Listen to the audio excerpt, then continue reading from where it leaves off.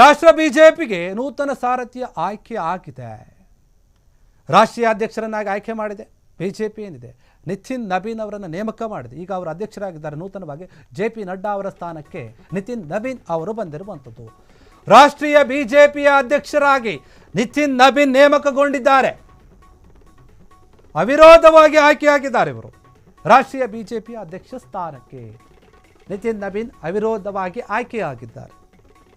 ಅವರೇ ಆಗ್ತಾರೆ ಅನ್ನುವಂಥ ಮಾತಿತ್ತು. ನೂತನ ಅಧ್ಯಕ್ಷರಾಗಿ ನಿತಿನ್ ಇಂದು ಪ್ರಮಾಣ ವಚನವನ್ನು ಕೂಡ ಸ್ವೀಕಾರ ಮಾಡಿದ್ದಾರೆ. ಬಿಜೆಪಿಯಲ್ಲಿ ಸಂಘಟನಾ ಚತುರ ಅಂತ ಹೇಳಿ ಬಿರುದನ್ನು ಪಡೆದಿದ್ರು ಇವರು.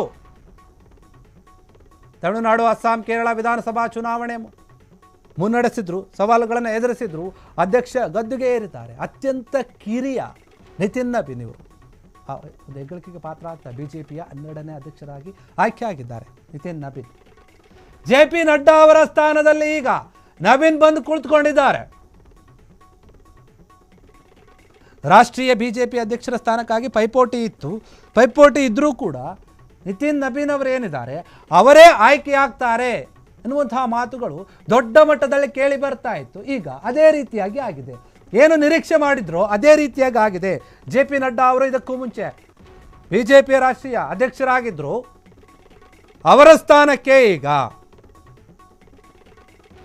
ನಿತಿನ್ ನಬೀನ್ ಅವರು ಬಂದಿದ್ದಾರೆ. ಅವರೊಬ್ಬ ಕಿರಿಯ ಅಧ್ಯಕ್ಷರಾಗಿ ಅಂತ ಕೂಡ ಹೆಸರು ತಗೊಂಡಿದ್ದಾರೆ. ಇವರು ಈ ಹಿಂದೆ ಹಲವಾರು ಕೆಲಸಗಳನ್ನು ಮಾಡಿದ್ದಾರೆ. ಪ್ರಮಾಣ ವಚನವನ್ನು ಕೂಡ ಸ್ವೀಕಾರ ಮಾಡಿದ್ದಾರೆ. ಬಿಜೆಪಿಯಲ್ಲಿ ಸಂಘಟನಾ ಚತುರ ಅಂತ ಹೇಳಿ ಬಿರುದನ್ನು ಕೂಡ ಪಡೆದುಕೊಂಡಿದ್ರು. ಅದನ್ನು ನೋಡಿನೇ ಇವರಿಗೆ ಈ ಒಂದು ಸ್ಥಾನವನ್ನು ಕೊಟ್ಟಂತೆ ಕಾಣ್ತಾ ಇದೆ. ಚುನಾವಣೆಯ ಸಮಯದಲ್ಲಿ ಹೆಂಗಿರಬೇಕು, ಯಾವ ತಂತ್ರಗಳನ್ನು ಮಾಡಬೇಕು, ನಮ್ಮ ಪಕ್ಷ ಗೆಲ್ಲಬೇಕಂದ್ರೆ ಏನೇನು ಮಾಡಬೇಕು, ಅದೆಲ್ಲವನ್ನು ಕೂಡ ತುಂಬ ಸರಿಯಾದ ರೀತಿಯಲ್ಲಿ ಯೋಚನೆ ಮಾಡ್ತಾರೆ. ಎಲ್ಲ ತಂತ್ರಗಾರಿಕೆಯನ್ನು ಮಾಡುವ ಶಕ್ತಿ ಇರುವಂತಹ ನಾಯಕ ಇವರು.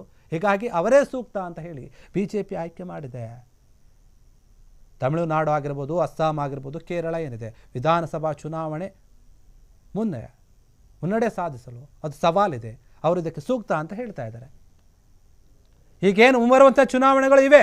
ತಮಿಳುನಾಡು ಚುನಾವಣೆ ಇದೆ, ಅಸ್ಸಾಂ ಚುನಾವಣೆ ಇದೆ, ಕೇರಳ ಚುನಾವಣೆ ಇದೆ. ಈ ಚುನಾವಣೆಯಲ್ಲಿ ಬಿಜೆಪಿ ಬಹುಮತವನ್ನು ತೆಗೆದುಕೊಳ್ಳಬೇಕು, ನಿರೀಕ್ಷೆಗಿಂತ ಜಾಸ್ತಿ ಸ್ಥಾನಗಳನ್ನು ಗೆಲ್ಲಬೇಕು ಅಂತಂದರೆ ಅದಕ್ಕೆ ಒಬ್ಬ ಉತ್ತಮ ಒಂದು ಚತುರ ರಾಜಕಾರಣಿಯ ಅವಶ್ಯಕತೆ ಇದೆ. ಅಧ್ಯಕ್ಷರ ಒಂದು ಅವಶ್ಯಕತೆ ಇದೆ. ಅವರು ಸರಿಯಾದ ಸೂಕ್ತ ರೀತಿಯಲ್ಲಿ ನಡೆದುಕೊಳ್ಳಬೇಕು. ಯಾವ ಸಮಯಕ್ಕೆ ಯಾವ ನಿರ್ಧಾರಗಳನ್ನು ಮಾಡಬೇಕು, ಯಾವ ಸಲಹೆಗಳನ್ನು ಕೊಡಬೇಕು ಅನ್ನೋದನ್ನು ತುಂಬ ಅಚ್ಚುಕಟ್ಟಾಗಿ ಯೋಚನೆ ಮಾಡಬೇಕು. ಅದಕ್ಕೆ ಸೂಕ್ತವಾದ ವ್ಯಕ್ತಿ ಅಂತಂದರೆ ಈ ನಿತಿನ್ ನಬೀನ್ ಅವರೇ ಸೂಕ್ತ ಅಂತ ಹೇಳಿ ಆಯ್ಕೆ ಮಾಡಿದಂತೆ ಕಾಣ್ತಾ ಇದೆ. ಇವರು ಅವಿರೋಧವಾಗಿ ಆಯ್ಕೆಯಾಗಿದ್ದಾರೆ. ಇವರಿಗೆ ಸಂಘಟನಾ ಚತುರ ಎನ್ನುವಂತಹ ಬಿರುದು ಕೂಡ ಇದೆ.